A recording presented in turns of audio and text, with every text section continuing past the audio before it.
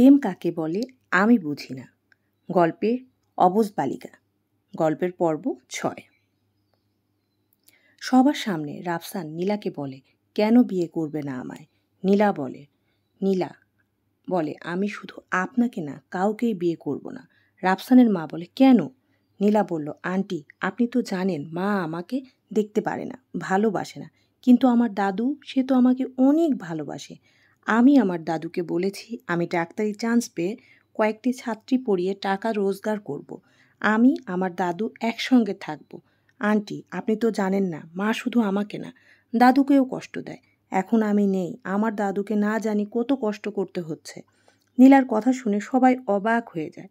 মেয়েটার বয়স কতই বা হবে, মাত্র ১৬ বছর। এই বয়সে সে নিজের কথা না ভেবে তার দাদির কথা ভাবছে। রাফসান নীলাকে বলে, আর কোনো কথা আছে? নীলা মাথা নাড়িয়ে না বলে। তখন রাফসান বলে, শোনো, তোমার বাবা মা তোমার মায়ের বদমাইশ বোনের ছেলে কালকে এখানে আসবে তোমাকে নিয়ে যেতে, আর ওই ছেলের সঙ্গেই তোমাকে বিয়ে দিয়ে দিবে। আন্টি আমি কি ঠিক বললাম? হ্যাঁ বাবা, তুমি ঠিকই বলেছ। নীলা বলে, না না না, আমি ওই বদমাইশটাকে কখনো বিয়ে করব না বলে কেঁদে দেয়। রাফসানের মা বলল, তাই তো বলছি মা, তুমি আমার রাফসানকে বিয়ে করো। আমি একটা মেয়ে পেয়ে যাব। জানি না কেন জানি তোমাকে আমার খুব আপন লাগছে। তখন নীলা বলে, আন্টি আমার লেখাপড়া। রাফসান বলে ওঠে, একজন ডাক্তার তোমাকে বিয়ে করতে চাইছে, সে কখনো চাইবে না তার বউ অশিক্ষিত হোক। যতদিন আমি বেঁচে আছি তোমাকে কখনো কারো কাছে মাথা নত করতে হবে না। আর লেখাপড়া যদি তুমি নাও করতে চাও তবুও তোমাকে জোর করেই করাবো, কারণ আমার মা সেই আমলে ঢাকা ভার্সিটি থেকে মাস্টার্স পাশ করেছে। তাই তুমিও শুধু মন দিয়ে পড়ালেখা করার জন্য কথা ভাবো। আর রইল দাদিমার কথা, আমরা সবাই মিলে বুঝিয়ে দাদিমাকে এখানেই রেখে দিব। হয়েছে? এবার বলো তুমি কি চাও? তারপর সবাই নীলার দিকে তাকায়। নীলার ফুপু বলে, এখন বল, রাফসানকে বিয়ে করবি? নীলা মাথা নত করে নেয়। সবাই বুঝে যায় নীরবতা সম্মতির লক্ষণ। রায়হান চিৎকার দিয়ে ওঠে। রাফসান ফাহিমাকে বলে, ওকে 4 তলায় আমার ফ্ল্যাটে নিয়ে তৈরি করো। ফাহিমা ও নীলা একসঙ্গে 4 তলায় যায়। তারপর ফাহিমা নীলার বিয়ের লেহেঙ্গা দিয়ে বলে, তুই পরে নে, আমি পাশের রুম থেকে শাড়ি পরে আসছি। ফাহিমা বের হয়ে দেখে ডাইনিংয়ে রাফসান ও রায়হান দাঁড়িয়ে আছে। রাফসান সরাসরি তার রুমে চলে যায়। গিয়ে দেখে নীলা লেহেঙ্গা হাতে বসে ভাবছে। রাফসান হাঁটু গেড়ে নিচে বসে নীলার হাত ধরে, দুটো ধরে নীলার রাফসানের দিকে ছলো চোখে তাকায়। রাফসান বলে, তুমি কি আমায় বিয়ে করতে চাও না? আচ্ছা তাহলে বাহিরে গিয়ে সবাইকে বলছি এ বিয়ে হবে না। রাফসান ওর হাত সরাতে চাইলে নীলা ওর হাত চেপে ধরে, বলে, আমি কি আপনাকে বলেছি বিয়ে করব না? আমি তো ভাবছি আপনি কত বড় ডাক্তার, আপনারা কত বড় লোক, আর আপনি কত পুরো কথা শেষ না করে নীলা চুপ হয়ে যায়। রাফসান বলে, বলো বলো, ও এজন্যই আমাকে বিয়ে করতে চাইছো না? নীলা বলে, না মানে আমি তো আপনার যোগ্য না।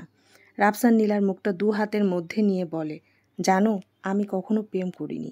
প্রেম কাকে বলে আমি বুঝি না, কিন্তু আজ থেকে 7 দিন আগে একটি মিষ্টি মেয়েকে দেখে আমি পাগল হয়ে গেছি।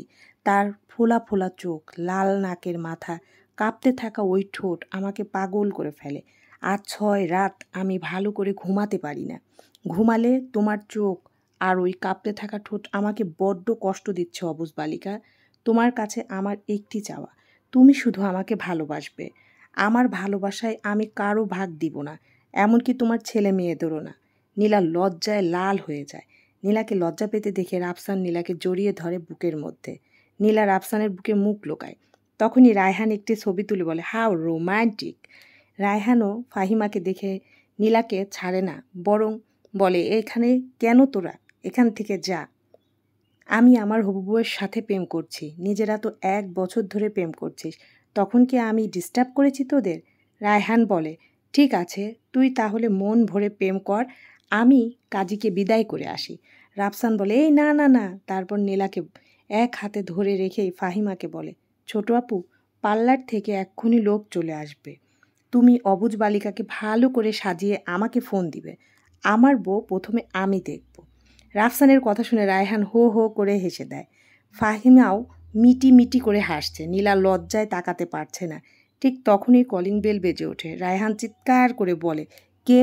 ফারহান বলে, ভাইয়া পার্লার থেকে লোক এসেছে। তারপর রাফসান ও রায়হান নিচে নেমে আসে।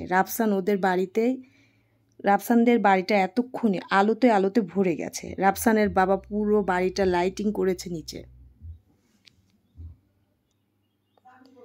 রাফসানদের বাড়িটা আলোতে আলোতে ভরে গেছে। রাফসানের বাবা পুরো বাড়িটাই লাইটিং করিয়েছে। নিচে রান্নাবান্না করা হচ্ছে। রাফসানের চাচা চাচিরা, ফুপুরা আর রাফসানের মায়ের একটি মাত্র বোন সেও চলে এসেছে। রাফসান বর বেশে সেজে নিল রায়হানের ঘরে। রাফসানের বন্ধুরা তার ঘর ফুলে ফুলে সাজাচ্ছে। এখন রাত 10টা বাজে। শীতের রাত বলে ওরা অনেক সময় পেয়েছে কাজ করার জন্য। শীতের রাত অনেক বড় হয়। নীলাকে সাজানো শেষ হলে ফাহিমা ফোন করে রাফসান দ্রুত উপরে আসে। রাফসানের পিছে পিছে রায়হান, ফরহাদ, ফারহান, তানভীর, পলাশ সবাই আসে। আর রাফসান ঘরে গিয়ে নীলাকে ডাকে। অবুঝ বালিকা। নীলা উল্টো দিকে ঘুরেছিল। রাফসানের ডাকে নীলা লজ্জায় ঘুরে তাকাতে পারে না। রাফসান ধীরে ধীরে নীলার কাছে এগিয়ে যায়। নীলা সামনে গিয়ে নীলাকে দেখে বুকের বাঁ পাশে হাত রেখে বলে, আমি শেষ। আমার বউ তো আগুন সুন্দরী। আমি জিতে গেছি রায়হান। সবাই হো হো করে হেসে দেয়। এদিকে ক্যামেরাম্যান সব কিছু ভিডিও করতে থাকে। তারপর সবাই মিলে নীলা ও রাফসানকে নিয়ে নিচে চলে আসে। নীলা ফাহিমার হাত শক্ত করে ধরে আছে। বাসার ভিতর ঢোকার পর নীলাকে সরাসরি রাফসানের মায়ের রুমে নেওয়া হয়। সবাই নীলাকে দেখতে থাকে। রাফসানের মা, চাচিরা সবাই একসাথে বলে, মাশাআল্লাহ। রাফসানের ফুপু বলে, ভাবি, এই চাঁদের টুকরা তুমি কই পাইলা? নীলা লজ্জায় মাথা নামিয়ে রাখে। ঠিক সেই সময় নীলাকে রাফসানের খালা দেখে আর তার বুকের মধ্যে ধক করে ওঠে। এত মিল এই মেয়ের সাথে। অবিকল রাফসানের খালার মতোই দেখতে নীলা। নীলাও তাকিয়ে দেখে এই মহিলার সাথে ওর চেহারার অনেক মিল। রাফসানের মা নীলাকে ডেকে বলে, বৌমা, এদিকে আসো। নীলা রাফসানের মায়ের কাছে এগিয়ে যায়। রাফসানের মা দুটি বক্স বের করে বলে, এই বক্সের গহনা আমার রায়হানের বউয়ের জন্য রাখা আছে, আর এই বক্সের গহনা আমার রাফসানের বউ আমার নীলা মায়ের জন্য। এখন রাত 12টা বাজে। নীলাকে রাফসানের ঘরে নিয়ে আসে ফাহিমা ও রাফসানের চাচাতো বোনেরা। খাটের মাঝখানে বসিয়ে দেয়। ফাহিমা নীলার কানে কানে বলে, দেখিস ভাইয়া আজ তোকে কত ভালোবাসে। আর হ্যাঁ, আমি কিন্তু সকালবেলা সব গল্প শুনবো। নীলা লজ্জায় ওর কান দিয়ে গরম ধোঁয়া বের হয় মনে হচ্ছে। ওরা সবাই ঘর থেকে চলে যায়। নীলা মুখ তুলে আশেপাশে তাকায়। ঘরটা ভীষণ সুন্দর। এত দামি দামি ফার্নিচার দিয়ে ভরা। আর আশেপাশে তাকিয়ে দেখে বেলকুনি সারা ঘরে ফুলের সুবাসে মৌ মৌ করছে। বাসর ঘরটা বেলি ফুল ও লাল গোলাপ দিয়ে সাজানো। রাফসান প্রথম দিনই বুঝতে পেরেছিল এই মেয়ে ফুল খুব ভালোবাসে। প্রথম যেদিন রাফসান তাকে দেখেছিল সেদিন নীলা প্রথমে ফুলগুলো ছুঁয়ে দেখছিল আর চোখ মুছছিল। দূর থেকে রাফসান তা দেখে চেয়েছিল। তারপর নীলা গিয়ে দোলনায় বসে আকাশের দিকে তাকিয়ে বিড়বিড় করছিল। আর তখন ওই রাফসান এগিয়ে যায় নীলার দিকে, নীলাকে ডাকে। নীলা চোখ তুলে তাকায় রাফসানের দিকে। রাফসান সেই মুহূর্তে নিজেকে হারিয়ে ফেলে ধপাস করে পা পিছলে পড়ে যায় নীলার প্রেমে। ওই ফোলা ফোলা চোখ যেন রাফসানের দৃষ্টিকে আটকে দিয়েছিল। ওই কম্পিত ঠোঁটের দিকে তাকিয়ে রাফসানের গলা যেন শুকিয়ে কাঠ হয়ে গিয়েছিল সেদিন। রাফসান তার ঘরে এসে প্রবেশ করে। নীলা তাকিয়েছিল রাফসানের গিটারের দিকে আর ভাবছিল, ডাক্তার সাহেব কি গানও গাইতে পারে? নীলার ধ্যান ভাঙে দরজা লাগানোর শব্দে। নীলা মাথা নিচু করে নেয়। রাফসান দরজা বন্ধ করে সরাসরি নীলার কাছে চলে আসে। নীলার ঘুমটা তুলে নীলার কপালে ছোট্ট করে ভালোবাসার পরশ আঁকে। তার পকেট থেকে একটি বক্স বের করে নীলার হাতে পরিয়ে দেয় গোল্ডের একটি ব্রেসলেট ও ডায়মন্ডের একটি রিং। নীলার চোখে পানি চলে আসে। নীলার চোখের পানি রাফসান আঙ্গুলের সাহায্যে মুছে দেয় আর নীলাকে বলে, আর কখনো যেন এই চোখ থেকে পানি না পড়ে। এই চোখ থেকে শুধু ভালোবাসা ঝরে পড়বে। আর আমার জন্য এই চোখে শুধু আমাকে দেখার ঝটপট করবে। নীলা রাফসানকে বলে, আমার 16 বছর বয়সের জীবনে এই প্রথম আমি এত সুখ পাচ্ছি। কান্না তো ছিল আমার সারাক্ষণের সঙ্গী। রাফসান নীলাকে বুকে জড়িয়ে ধরে আর বলে, তোমাকে আমি এত সুখ দেব, তোমার 16 বছরের সমস্ত দুঃখ ভুলিয়ে দিব। আমি জানি তুমি অনেক ছোট, কিন্তু আমি নিরুপায়। আমার অগাধ ভালোবাসা তোমাকে আজ উজাড় করে দিব। প্রথমে একটু কষ্ট পেলেও পরে সব ঠিক হয়ে যাবে।